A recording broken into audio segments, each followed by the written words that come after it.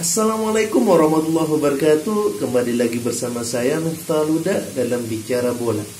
Pada kesempatan kali ini kita akan bahas mengenai lanjutan Liga Premier League di game week kedua, di mana pertandingan pada tadi malam berlangsung antara Manchester United melawan Crystal Palace. Crystal Palace merupakan salah satu tim yang mampu memberikan tekanan kepada tim-tim besar di kompetensi Liga Premier League, di mana pada kesempatan kali ini dia mampu mengalahkan dan mempercundangi Manchester United di kandang sendiri dengan skor 3-1, di mana MU dihajar oleh Crystal Palace melalui 2 gol Wilfried Zaha dan 1 gol melalui Andre Townsend, yang mana mampu dibalas oleh 1 golnya dari Van de Beek. Bagaimana kisah selanjutnya melalui tayangan berikut ini.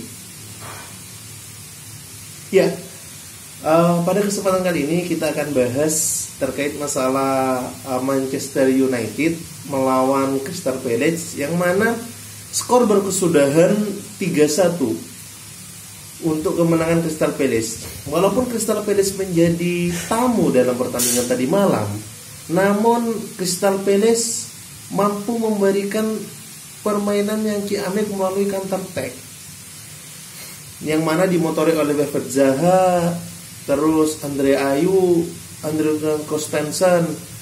Ini menjadi motor serangan untuk Crystal Palace mampu mengalahkan Manchester United. Kalau kita melihat strategi yang diterapkan oleh Manchester United dan strategi yang diterapkan oleh Crystal Palace, pada dasarnya ini sama seperti tahun-tahun kemarin, di mana setelah adanya Bruno Fernandes, Manchester United mampu bergerak cepat, kombinasi 1-2 serta umpan-umpan yang matang, terupas kepada para pemain depan dari Manchester United yang mampu memberikan kemenangan di musim kemarin di pertandingan akhir setelah pasca corona. Namun di pertandingan tadi malam itu tidak terjadi.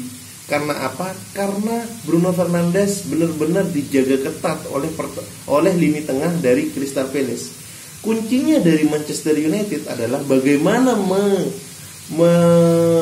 membuat permainan tidak berjalan dengan dimarkingnya seorang Bruno Fernandes. Terbukti tadi malam penyerangan dari Manchester United selalu kandas di lini tengah dan lini bertahan dari Crystal Palace. Kalau kita melihat skema permainan, posisi yang diterapkan oleh Ole Gunnar Solskjaer kepada Manchester United itu sangat-sangat sama, bahkan hampir 90% itu sama. Hanya yang membedakan dia memainkan James dan memainkan Fosu Mensah di lini sisi sebelah kanan, yang mana biasanya di sisi sebelah kanan dimainkan oleh Greenwood dan Wan-Bissaka.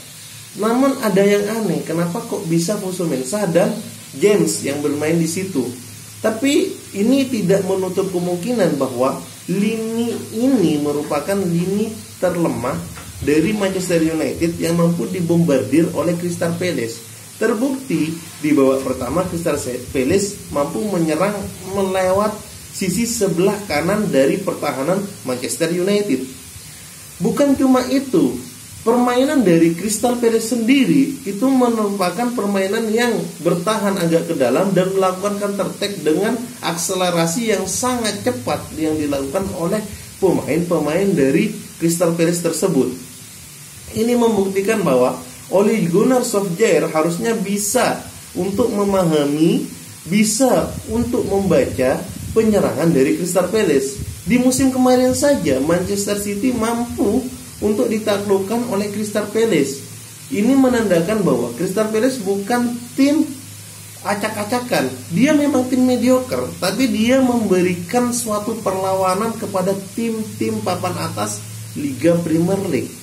Terlebih lagi MU sudah ketahuan cara bermainnya. Seperti yang saya jelaskan tadi, bahwa hanya ada satu kelemahan MU ketika tidak mencetak gol, yaitu dengan mematikan permainan dari Bruno Fernandes. Apakah sebegitu pentingnya Bruno Fernandes untuk MU? Iya. Karena apa? Karena Ole Gunnar Solskjaer dalam strateginya dia harus menerapkan satu orang sebagai attacking midfielder yang mana mampu memberikan umpan kunci, yang mana mampu memberikan trupas yang sangat ciamik kepada lini depan, dan lini depan mampu mencetak gol. Itu hanya dimiliki oleh Bruno Fernandes. Ketika permainan lini tengah Bruno Fernandes, Paul Pogba dan McTominay berjalan, harusnya MU bisa menang. Namun Bruno Fernandes di marking, McTominay juga menjaga agak ke dalam, sedangkan Paul Pogba lebih lama menahan bola, tidak melakukan one to pass passing ataupun akselerasi.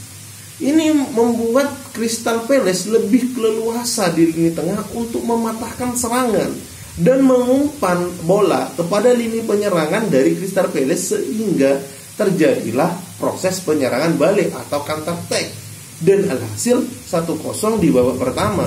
Terlepas dari gol, terlepas dari permainan dari Crystal Palace, memang MU patut kalah pada tadi malam. Terlebih banyak kesalahan yang dilakukan oleh pemain-pemain MU dan oleh Gunnar Solskjaer, yang mana dia memberikan pengaruh terhadap dimainkannya seorang Khuso Mensah dan Daniel James.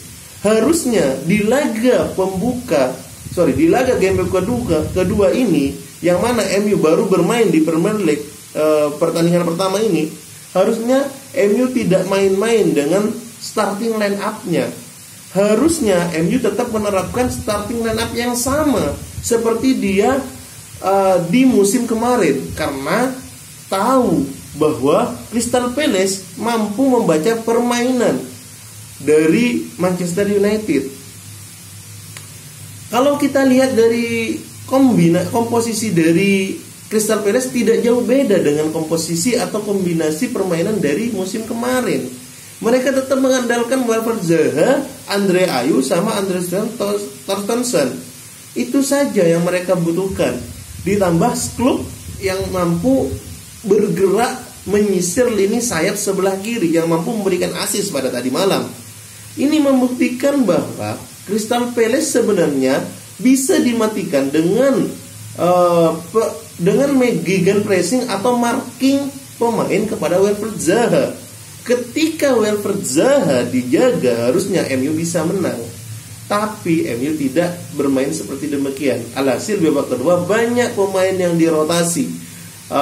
Daniel James diganti oleh Mason Greenwood, terus Paul Pogba diganti oleh Van de Beek. Kalau Daniel James diganti Mason Greenwood itu masuk akal, karena Mason Greenwood lebih agresif, lebih memberikan tekanan kepada Crystal Palace. Namun Van de Beek menggantikan dari Paul Pogba.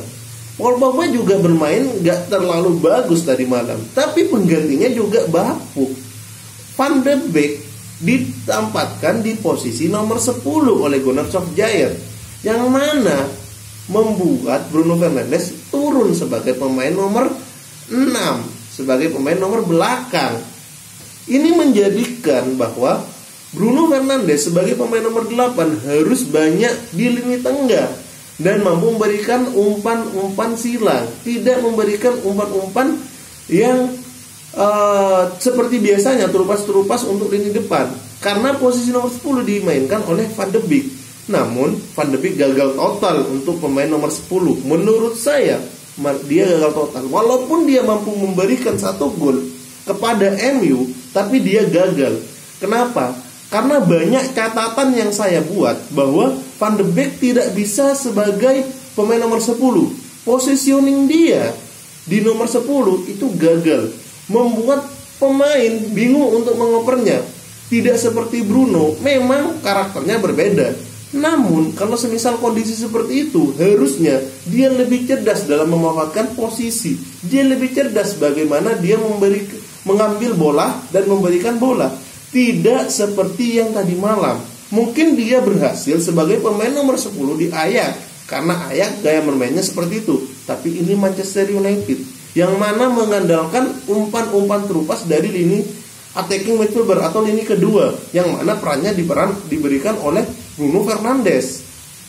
Tapi Van de Beek mengambilnya di sejak menit 70-an. Alhasil sejak menit 70 sampai akhir pun gaya bermain MU ya seperti itu saja, mampu dipatahkan karena dia tidak punya attacking midfielder. Attacking midfieldernya seorang Bruno turun ke bawah dan tidak mampu untuk berbicara banyak.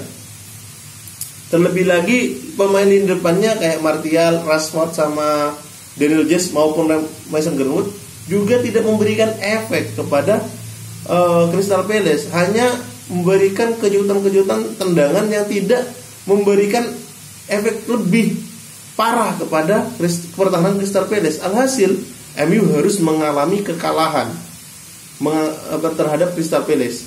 Kalau kita lihat Crystal Palace, bombardir dari counter attack-nya itu sangat menakutkan. Wilfried Zaha sekali lagi memberikan ancaman buruk kepada Manchester United, sehingga Manchester United mampu takluk dengan skor 3-1. Dan selamat kepada Crystal Palace karena mampu mengalahkan Manchester United. Manchester United harusnya dia bisa berbenah untuk lini tengah. See you di Bicara Bola selanjutnya.